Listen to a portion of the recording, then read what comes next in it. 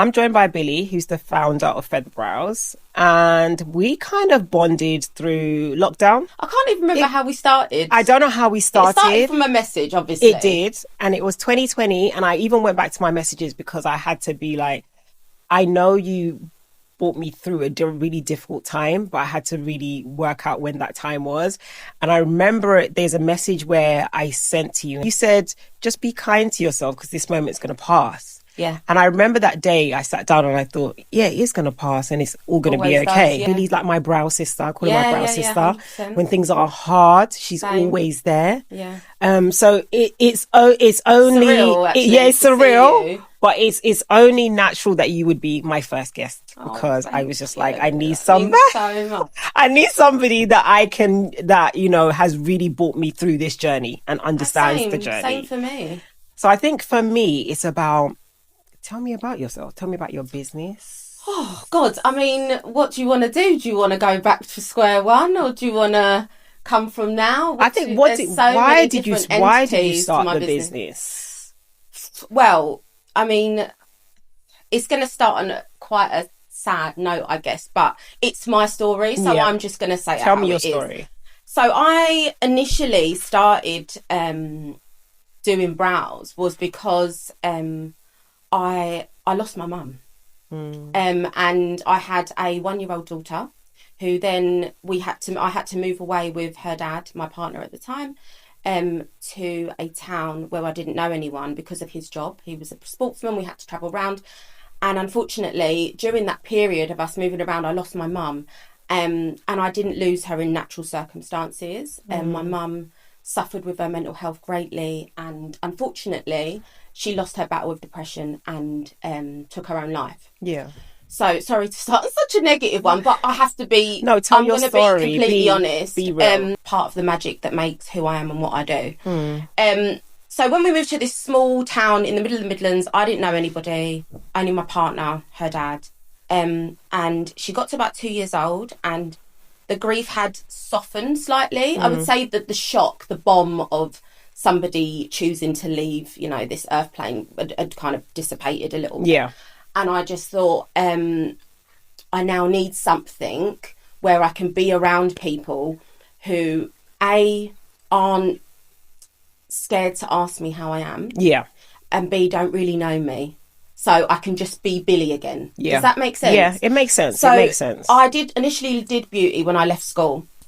Or when I was asked to leave school, but that's a whole different podcast. That's a whole different podcast.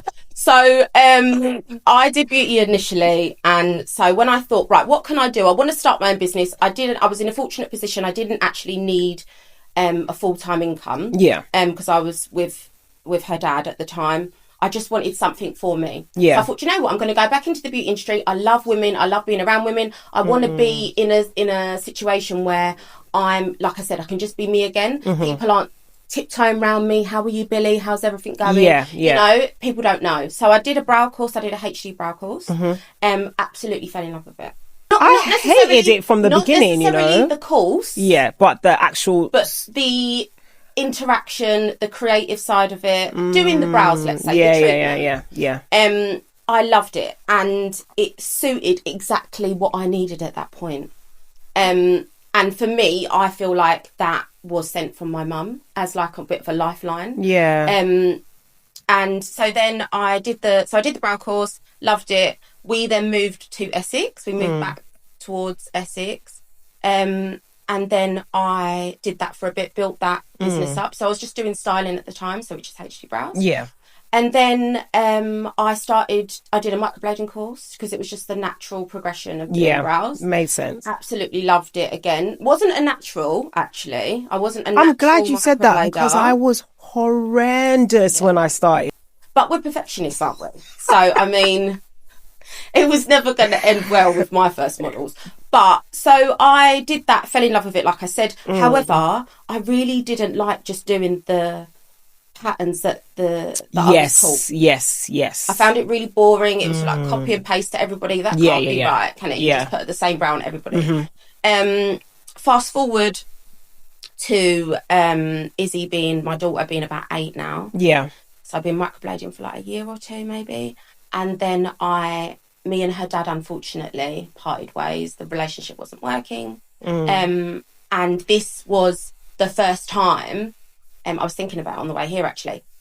When we parted ways, that was the first time I'd ever lived on my own and been completely financially independent. Yeah. Yeah. So, because I went from my mum's house in South London, living with my brothers. Yeah. On an estate where I was surrounded by everybody I've grown up with, who are my family, to then living with a partner. And now we were splitting after 10 years together.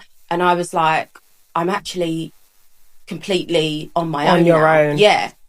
And I wanted to stay in Essex for my daughter's sake because I didn't want to take her away from her dad. Yeah. And that was her home. Like South London's my home, but Essex is her home because her dad's there. Yeah. So I needed a break because it was a lot, as you can imagine. And I went to Jamaica, which is where my dad's side of the family are from. Yeah, yeah. And it was my first time there. And I remember being on the plane with Izzy and thinking, I really don't know how I'm going to push the business forward. But if there's going to be somewhere where I'm going to get that inspiration, it's going to be somewhere where, you know, you call home. Yeah, which would be my home from home. I'd never been there, but I knew but there was a connection. There's a massive connection there. So, but when we was in Jamaica, me and Izzy went on a trip together, and she was laying in my lap on this coach journey back to the hotel, and I was stroking her brows, and I've actually got a video of it. It makes me quite emotional. And I was looking at her brow pattern and just stroking her eyebrows, and I was like, oh my God, children's brows are just the most perfect, gorgeous thing. Gorgeous. The pattern is just, it's what we want, isn't it? Literally. It's exactly what we want. And I thought, do you know what? There's something in this. If I could just package her brow structure and put it on other people's faces, they would be like buzzing. So I took out my sketchbook. I've always been able to draw, and I sketched out the brow there and then. I've still got this copy. I've got it framed in my house. And then I thought, do you know what? It really looks like a feather. Okay. And that was it. The pattern was born. Yeah. And then I went home. I did, in my head, I went back to my, in my head, I had it kind of patterned it out, went back to my assistant. I said, look, I think there's something in this. Yeah. I really think that this could be like what I need to focus on, but also something that's going to blow my business. Yeah. And she was like, let's do it. So I've designed it all, I patterned it all, trademarked it. So Feather Brows, the actual pattern and name artistry belongs to me. Yeah. We did models, and then we did a photo shoot with lots of different models. We had a dark skinned girl right up to a ginger white male. Just off the whole spectrum. Of the whole spectrum. But I love how you took a concept that was so simple and turned it into a business, a niche business as well. Yeah. Because I feel like the problem now with the industry is everybody's always looking for the next big complicated idea. And I don't think it always has to be complicated.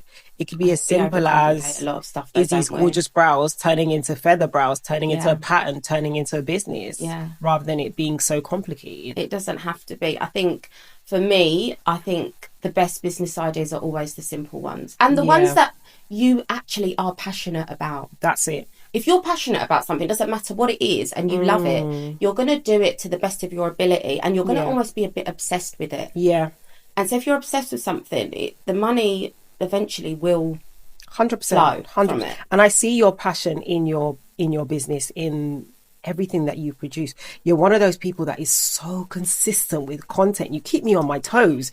You always keep me on my toes. I'm glad you say that, because I always feel like I'm slacking. That's you pop up. I'm like, there goes Billie again. Right, let me pick up my phone, try and do something. I'm trying. It's hard. It's so hard. Because consistency and sustainability is probably the hardest thing. You've been in the industry for how long now? Well, Izzy's 15 in a couple of weeks. Crazy. So what's that? 15 years. Yeah, 15 years, and you've been consistent. And I know the thing about business is you probably don't feel like it, but for me, I see consistency, I see sustainability, I see success. You know, you're always popping up with something else. You're always popping up with, but it's always aligned with your with where your business is going and the current business that you have. And I love it because for me, it keeps me on my toes. Like I said, it keeps me just thinking, okay, Yeah, I'm same slacking. for you. Same for you, my love. I look at you and I just think, oh my God, you're just constant. I don't know how you do it. But I don't feel that way. No, but we never do that. I don't feel that way, sadly. And I think that is the biggest thing about being an entrepreneur is the fact that we don't see what we're doing, other people do. So, you know, in those times when you feel like, I don't feel like I'm doing enough or things are not working out, what kind of pulls you through that?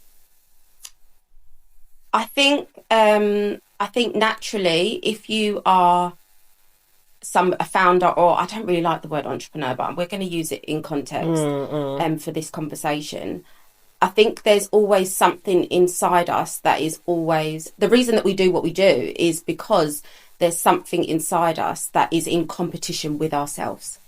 Does that make sense? It does. So for me, I'm always... I obviously, Instagram and social media is a big tool for us, but I'm not really one who looks and compares myself to other people. Right. I feel like everyone's in their individual lane, and I'm completely in competition with me. So I will have a goal.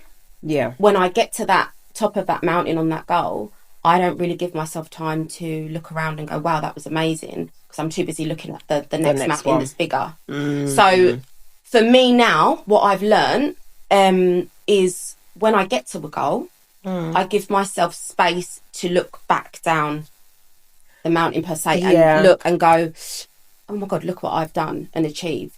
That's important. It's important. It's really important. Because we're always climbing. I've learned to do. Yes. And I still have to remind myself, that's not a natural thing. 100%. I have to remind myself that that's Billie, now you need to... I almost schedule it in after.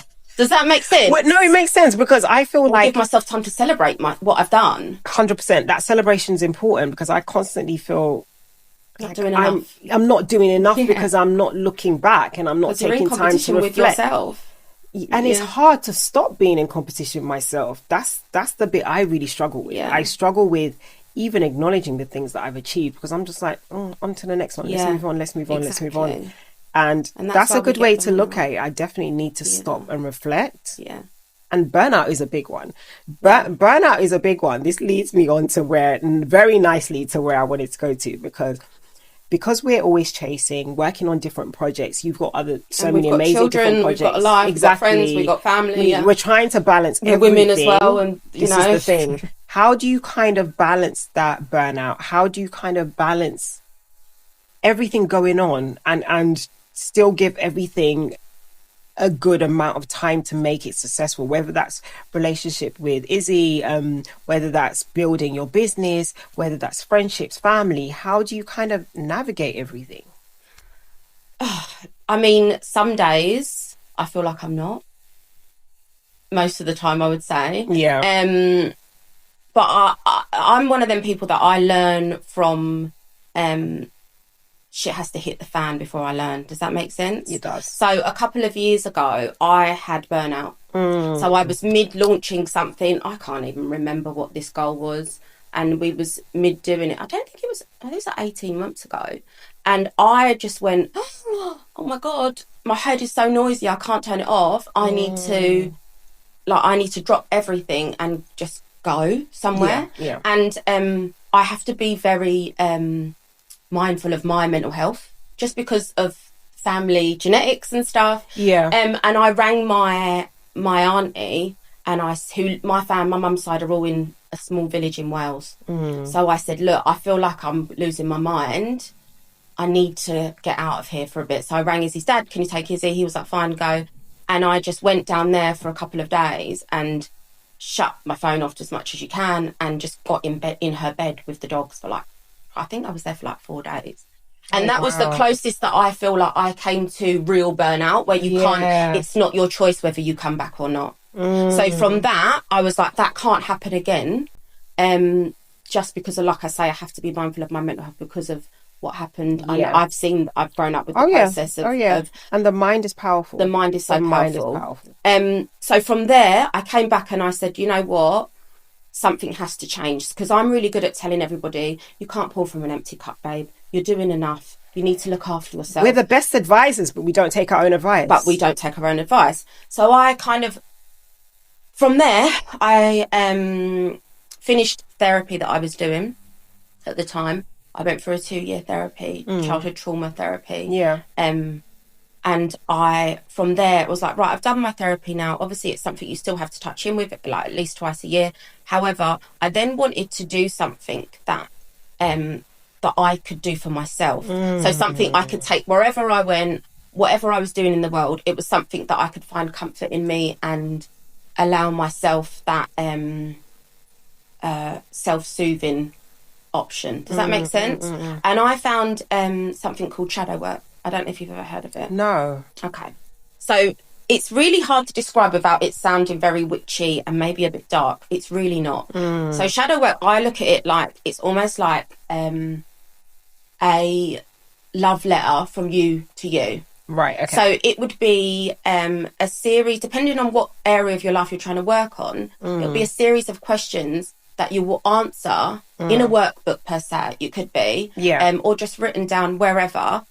Or even sometimes you can talk them aloud to yourself and answer yourself. Does that make sense? Right, okay. So you're kind of pouring back into your own cup.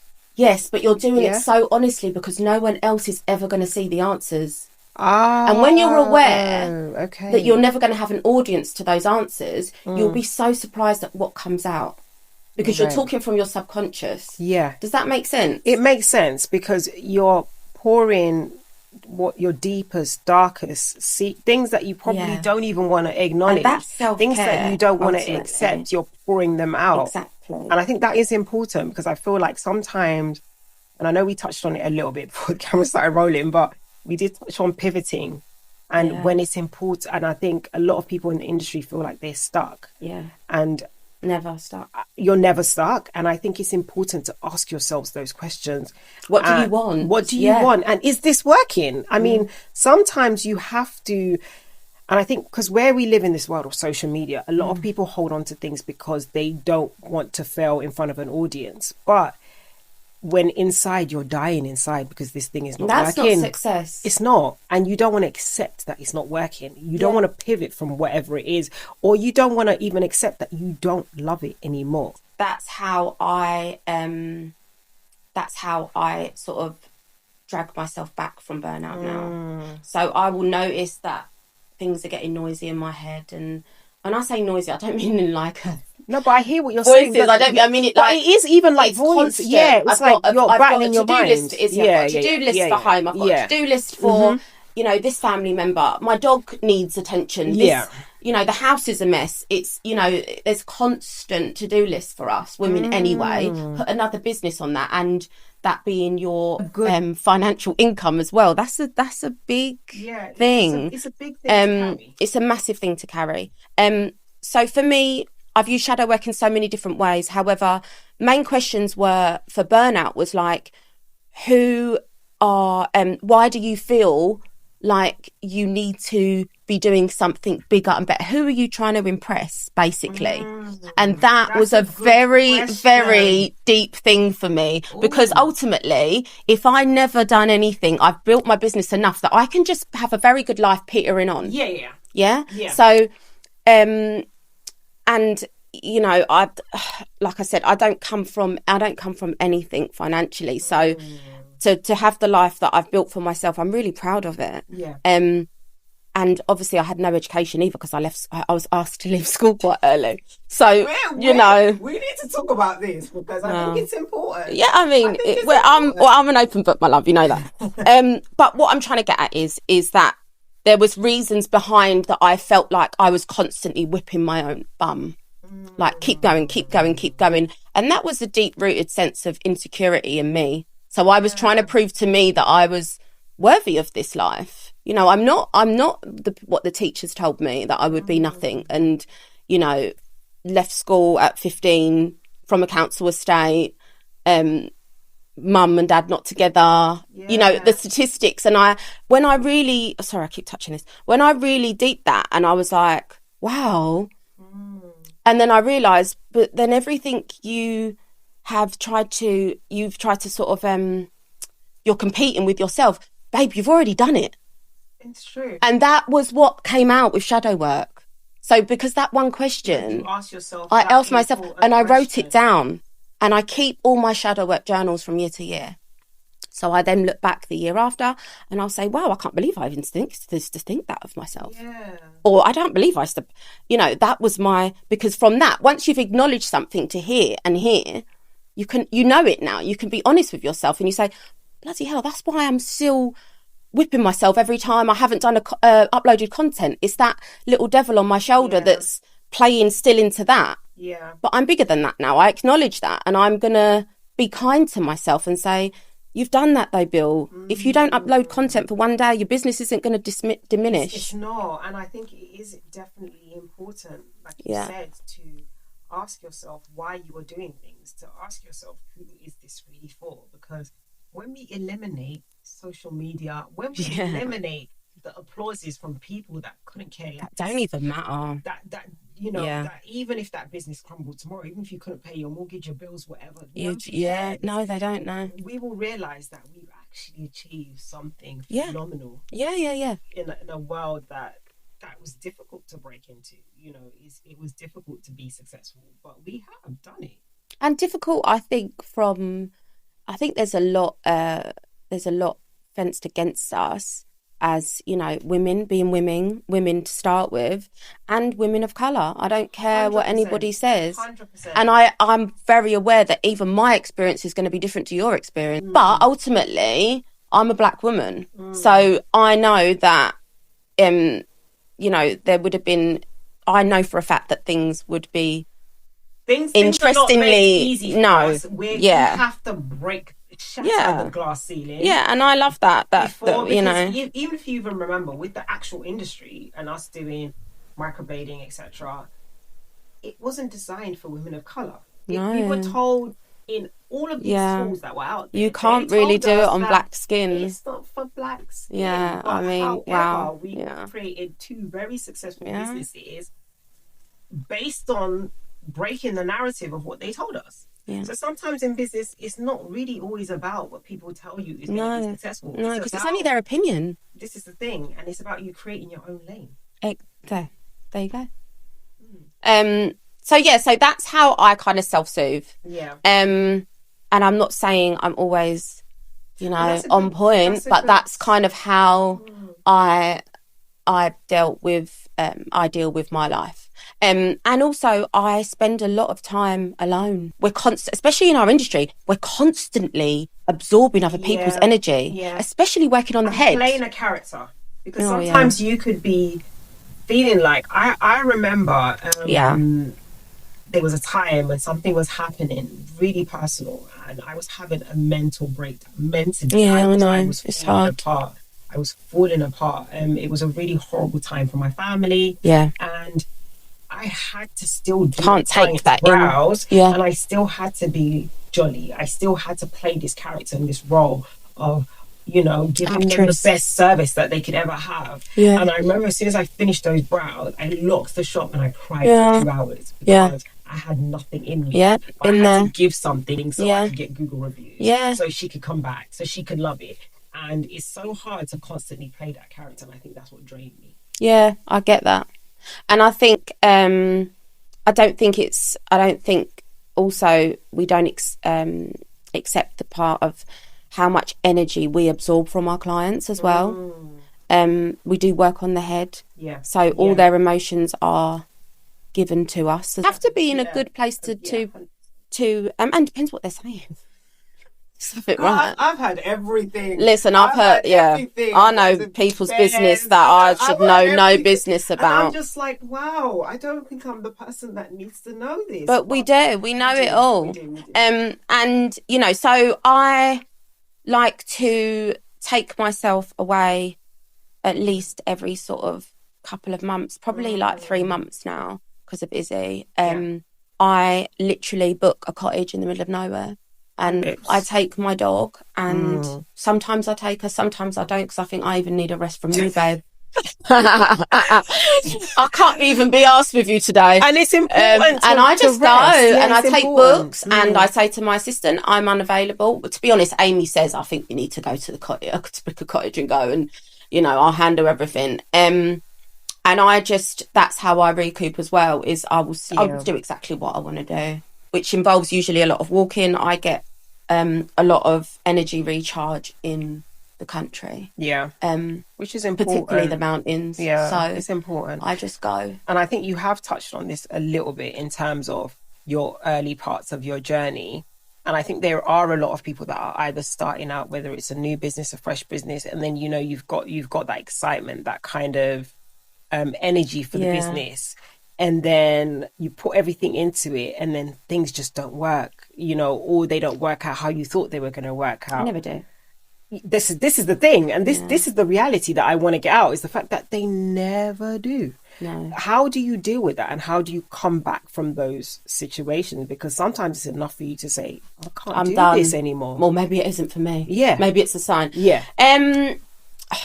My attitude, and I don't think this is a very good piece of advice, really, because it's probably why I ended up having like sort of burnout or going towards burnout, is I don't ever really go into any launch or new bit of my business or a business and think, what if it doesn't work?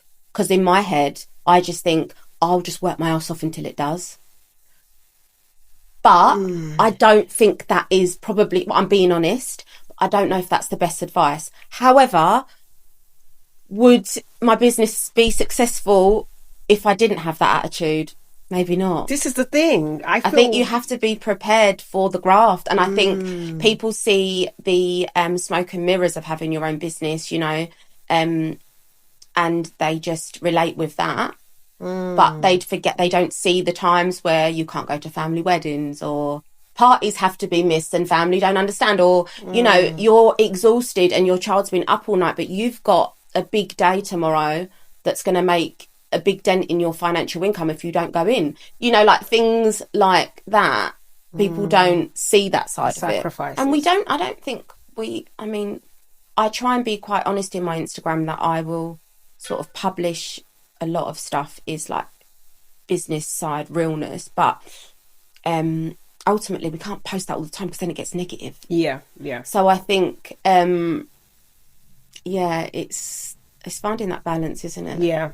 And I think, like you said, you don't go into anything with the view that it's never going to work. I'm the same. I have this grand delusion. You gotta be I'm a bit delulu. I think we all have to be to run our own business. Yeah, and I just don't ever fathom that something is not going to... Trust me, just don't even 80% of it doesn't work. Yeah. But the 20% that does work has changed my whole life. Yeah. And that's why I continue to go into things just delusional. Yeah. Because I try not to dwell on what if it doesn't work. I dwell on more of what if it does work, and this is the business that is going to change my whole life. Yeah. And I think it's important to keep that. And I know you said you don't feel it's the right type of advice, but it is. I feel it really is. Yeah, I mean, I think you either have that mindset or not, and I think that's why probably not everybody can run their own business. Because I do think you have to be a little bit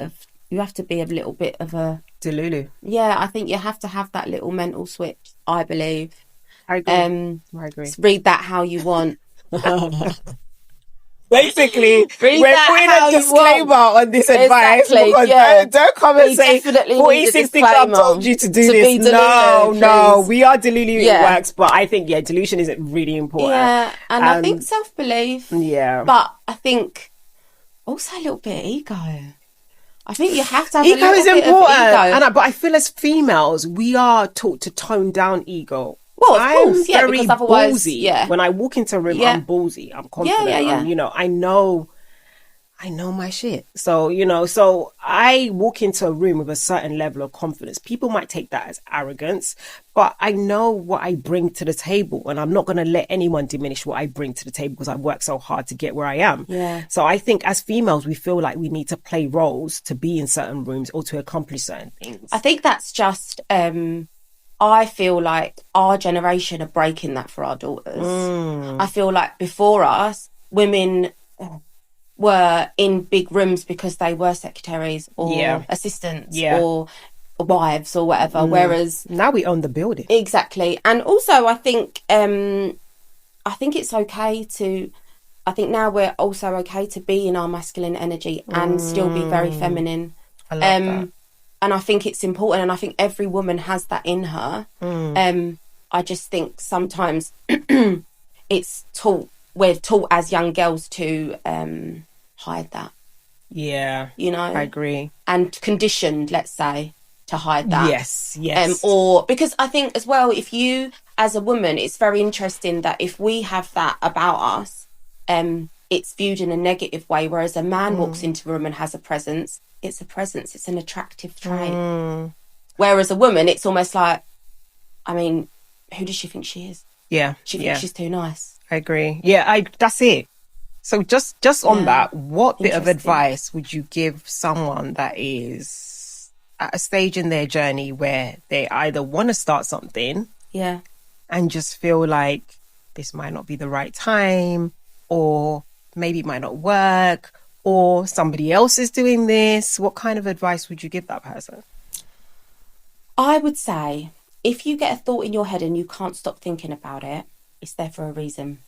Yeah. And I think that one of the pieces of magic I've got, this sounds crazy, but bear with me, from losing both my parents by the time I was 27, is that it made me realise very early that we're not here very long at all. So if there's something that you feel is pulling you in your soul, and you feel like it's something that you want to do and you want to explore, you haven't really got the time to question it. Just give it a go.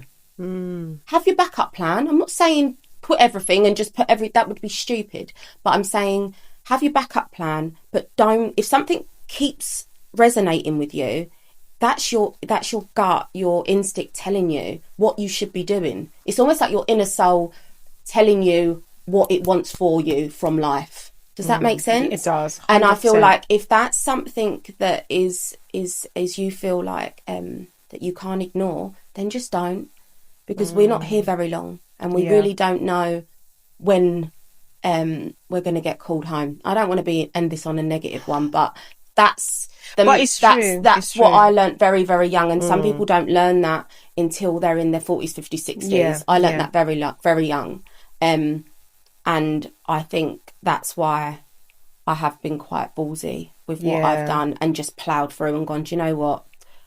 Who knows? Who knows what tomorrow is? So I'm just going to do what I want to do with my life that I've been given. And I love that. I love that. I honestly love that. So that's what I would say. Thank you for coming to the 4060 Club.